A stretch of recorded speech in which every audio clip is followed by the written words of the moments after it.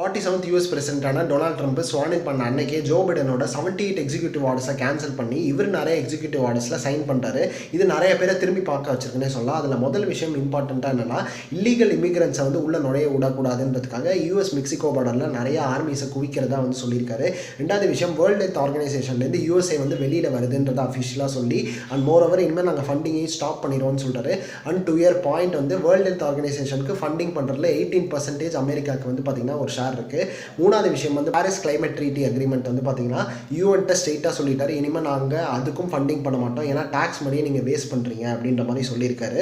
So நாலாவது விஷயம் வந்து பார்த்தீங்கன்னா ரொம்ப முக்கியம், பர்த் ரைட்ஸ் சிட்டிசன்ஷிப். ஸோ இது வந்து இல்லீகல் இமிகிரன்ஸை தான் அஃபெக்ட் பண்ணுன்ற மாதிரி அவர் சொல்லியிருக்காரு. But legal immigrants and H1B visa ஹோல்டர்ஸையும் இது அஃபெக்ட் பண்ணியிருக்குன்னே சொல்லலாம். ஸோ யார் யார் தான் க்ரீன் கார்டுக்கு வெயிட் பண்ணுறாங்களோ, சப்போஸ் அவங்களுக்கு குழந்தை பிறந்தது அப்படின்னா கூட அவங்களுக்கு இனிமேல் வந்து சிட்டிசன்ஷிப் கிடையாது அப்படின்ற மாதிரி சொல்லியிருக்காங்க. இது வந்து அவங்க பேரண்ட்ஸையும் வந்து அஃபெக்ட் பண்ணோம் இன் ரிட்டர்னில். அதுக்கப்புறமா வந்து பார்த்திங்கன்னா இப்போ இனிமேல் வந்து அமெரிக்காவில் 2 ஜெண்டர் தான்றது சொல்லியிருக்காரு, மேல் அண்ட் ஃபீமேல் மட்டும்தான். இந்த LGBT இதெல்லாம் வந்து கிடையாதுன்ற மாதிரி சொல்லியிருக்காரு. அந்த கம்யூனிட்டிஸ் எல்லாம் அங்கே ப்ரொட்டஸ்ட் வந்து ஸ்டேஜ் பண்ணிட்டு இருக்காங்கன்றதும் உங்களுக்கு தெரிஞ்சுக்கணும்.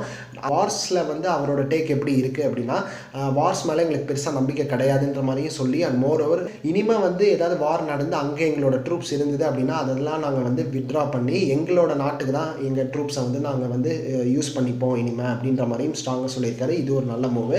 ஸோ இந்த மாதிரி நிறைய விஷயங்களை நீங்கள் தெரிஞ்சுக்கணுன்னா நம்ம சேனலுக்கு சப்ஸ்கிரைப் பண்ணிக்கோங்க. ரைட் விங் பாலிடிக்ஸ் பற்றி நீங்கள் என்ன நினைக்கிறீங்க?